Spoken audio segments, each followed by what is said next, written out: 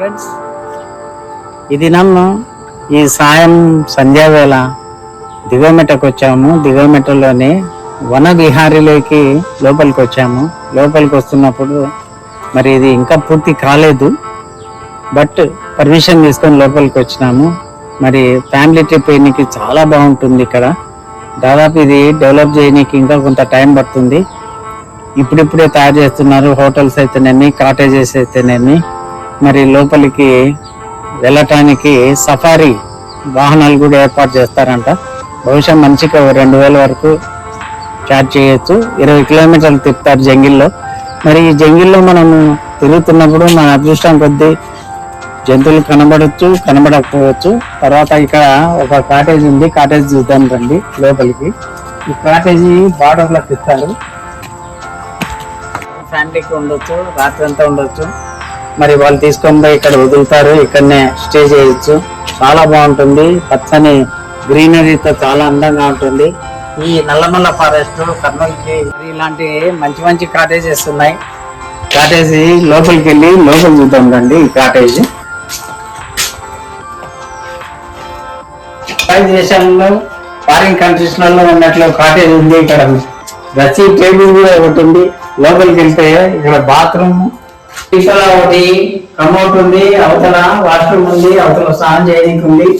తర్వాత ఇక్కడ వాష్రూమ్ ఉంది, చాలా బాగుంది. డ్రెస్సింగ్ టేబుల్ ఉంది. ఇంకా బెడ్లు అలాంటివి ఏర్పాటు చేయలేదు, త్వరగా ఏర్పాటు చేస్తారంట. మినిస్టర్ గారు వచ్చి ఓపెన్ చేయాలని. అంత ఫారిన్ కంట్రీస్ లలో ఈ విధంగా కిటికీలు ఉన్నాయి. కిటికీలకు ఇలాంటి కట్టన్లు కట్టి పెట్టినారు. చాలా బాగుంది. ఎంత బాగుంది అంటే అంత బాగుంది. మరి ఏసీలు బిగిస్తారేమో బహుశా.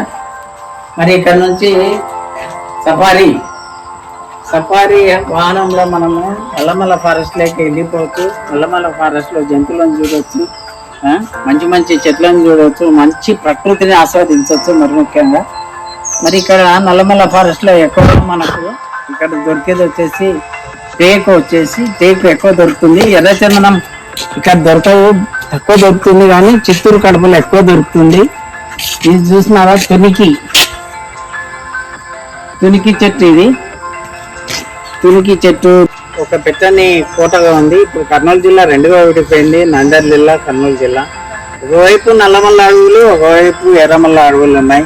ఎర్రమల్ల అడవుల్లో మనకి ఎక్కువ సున్నపాయ దొరికితే, నల్లమల్ల అడవుల్లో ఖనిజ సంపద అంటూ ఈ ప్రకృతి, చింత చెట్లు, వేప చెట్లు, బిల్లుడి చెట్లు, తర్వాత చిక్కిరేణి చెట్లు, తర్వాత ఇది చూస్తే తునికి చెట్లు,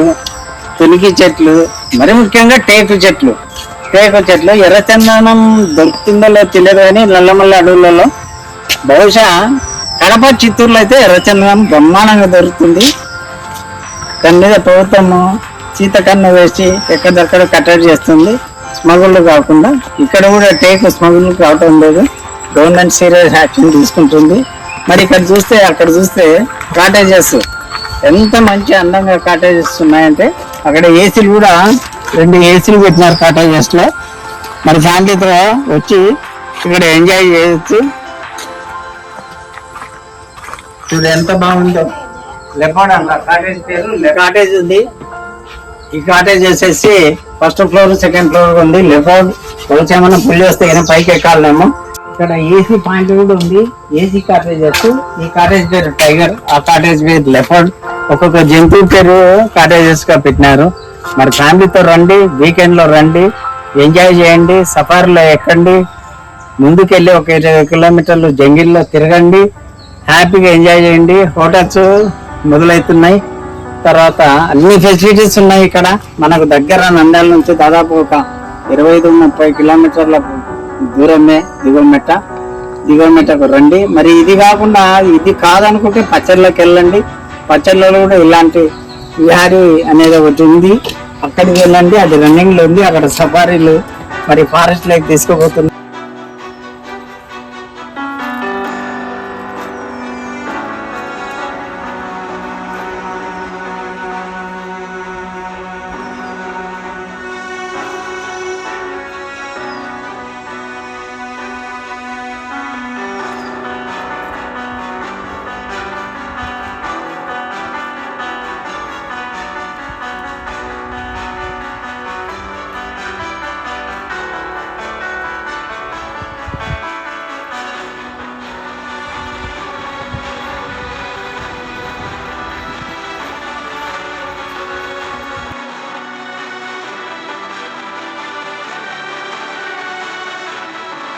కొండకి వస్తూ దివ్యమెట్ట తర్వాత సర్వనరసింహస్వామి కొండ దిగినాం.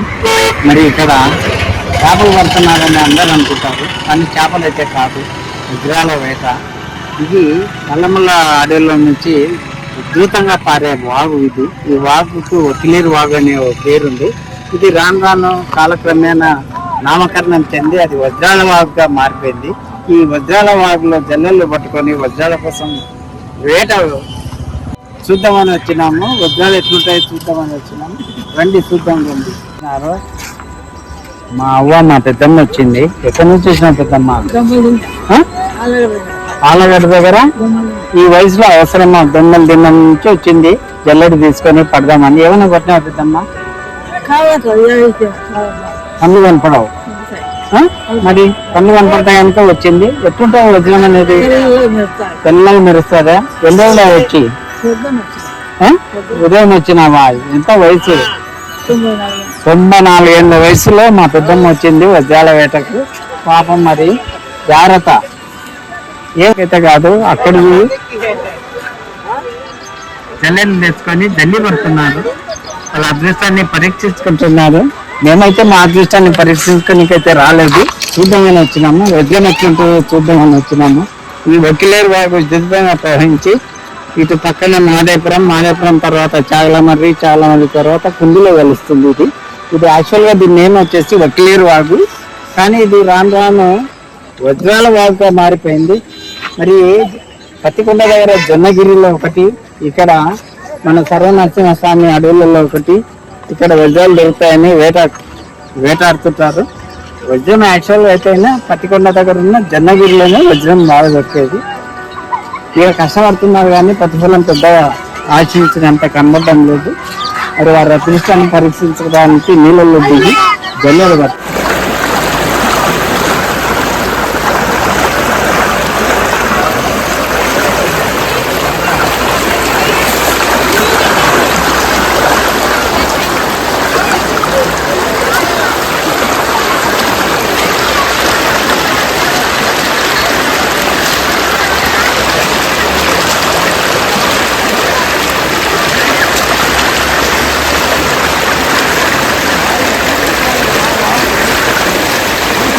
విశాఖపట్నం, విజయనగరం, శ్రీకాకుళం ఎక్కడి నుంచో వచ్చినారు.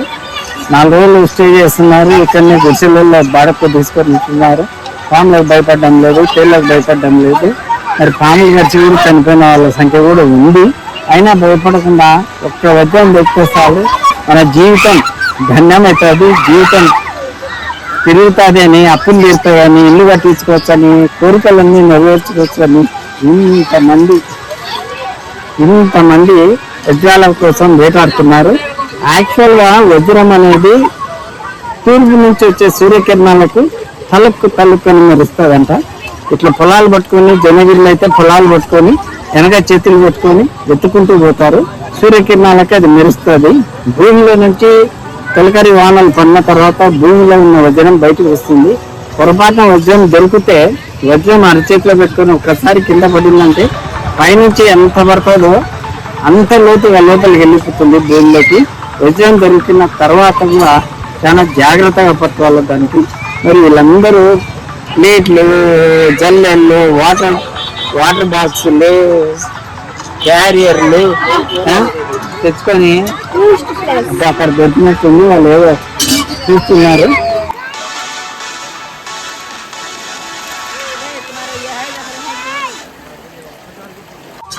అరచేతిలో పెట్టుకొని చూసుకుంటున్నారు. అక్కడ ఒక ఆయన సంచి నిండా పట్టినారు రాళ్ళు. మరి దీనికి కూడా వజ్రాలు దొరుకుతున్నాయి లేదా కానీ కొన్ని రంగురాళ్ళు అయితే దొరుకుతున్నాయి. ఈ రంగురాళ్ళను చేతులు కొన్నికి రెడీగా ఉన్నారు. ఇక్కడ దళాలు కొన్నికి ఈ రంగురాళ్ళను కొంటున్నారు. కొని వాళ్ళని ఎంకరేజ్ చేయడం కోసం 3,000, 5,000 వాళ్ళ ఖర్చులకు ఇచ్చి ఎంకరేజ్ చేస్తున్నారు. ఇంకా వజ్రాలు వెతకండి దొరుకుతాయని ఆ రంగురాళ్ళను తీసుకుని గుంటగలికి, బళ్ళారికి, తర్వాత ఇక్కడ ఉన్న దళాలకు చూపించుకుంటూ ఏదో కాస్త వచ్చే కూలి గిట్టుబాటు కోసమని, డబ్బుల కోసమని రంగురాళ్ళు కూడా ఎత్తిపెడుతున్నారు. వజ్రం ఎవరికో దొరుకుతుంది అదృష్టంలకు, కానీ జొన్నగిరి ఆ ప్రాంతంలో అయితే వజ్రం బాగా దొరుకుతుంది. ఇక్కడైతే రంగురాళ్ళు దొరుకుతున్నాయి. మరి నల్లమల్ల అడవుల కింద వచ్చే ఈ రొట్టెలేరు వాగు చాలా మంది పరీక్షించుకుంటున్నారు. ఇక్కడ జనం చూడండి, అరుగులో పరుగులో ఒక తిరునాళ్ళ ఒక జాతరలా ఉంది.